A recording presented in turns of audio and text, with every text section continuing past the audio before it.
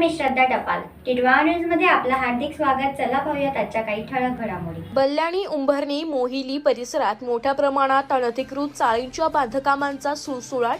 आजही शेकडो अनधिकृत चाळींचे बांधकामे जैसे थेच. मुंबई उच्च न्यायालयाने कल्याण डोंबिवली महापालिकेतील अनधिकृत बांधकामाबाबत खुद आयुक्त अभिनव गोयल यांना खडेबोल सुनावले असले तरीही अनधिकृत बांधकामे थांबली जात नाहीये. कल्याण डोंबिवली महानगरपालिकेच्या अप्रभाग क्षेत्रात जरीही अनधिकृत चाळींच्या बांधकामावर काही प्रमाणात तोडक कारवाई करण्यात येत असली तरीही आजही दिवसेंदिवस अनधिकृत चाळींचे बांधकामे करण्याचे सत्र काही केल्या थांबण्याचं नाव घेत नाहीये.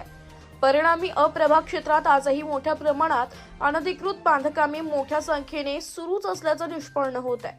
त्यामुळे येथील नागरी सोयीसुविधांवर मोठ्या प्रमाणात ताण पडतोय. याबाबतचे सविस्तर वृत्त असं की अप्रभागातील बल्लाणी, उंबरणी, मोहिली परिसरातील केडीएमसीच्या अप्रभाग क्षेत्र कार्यालयाकडून वेळोवेळी येथे सुरू असलेल्या अनधिकृत चाळींच्या बांधकामांवर कारवाईचा देखावा करून थोड्याफार प्रमाणात अनधिकृत बांधकामे तोडण्याची मोहीम जरी राबवली जात असली तरीही आजही शेकडो चाळींचे बांधकामे येथे सुरू असल्याचं निदर्शनास येत आहे. यात प्रामुख्याने डोंगरवाली भैया परिसरातील एनआरसी कंपाऊंडच्या परिसरात मोठ्या प्रमाणात अनधिकृत चाळींचे बांधकामे सुरू आहेत. त्याचप्रमाणे बल्लाणीकडून टिटवाळा स्थानकाच्या दिशेने जाणाऱ्या रेल्वे पटरीच्या समांतर रस्ते शेजारी देखील मोठ्या प्रमाणात बांधकामे सुरू आहेत.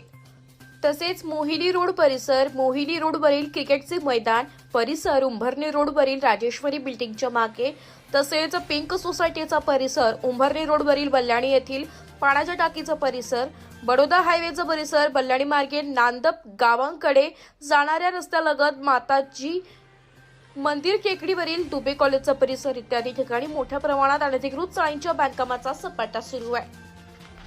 याकडे कल्याण डोंबिवली महापालिका आयुक्त अभिनव गोयल, अनधिकृत बांधकाम विभागाचे उपायुक्त समीर भूमकर हे स्वतः जागेवर जाऊन जातीने लक्ष घालतील का, असा प्रश्न सर्वसामान्य नागरिकांतून विचारला जातोय. Bureau report, Titwale news, Umbarni. या होत्या आजच्या काही ठळक घडामोडी. उद्या पुन्हा भेटू याच ठिकाणी. धन्यवाद.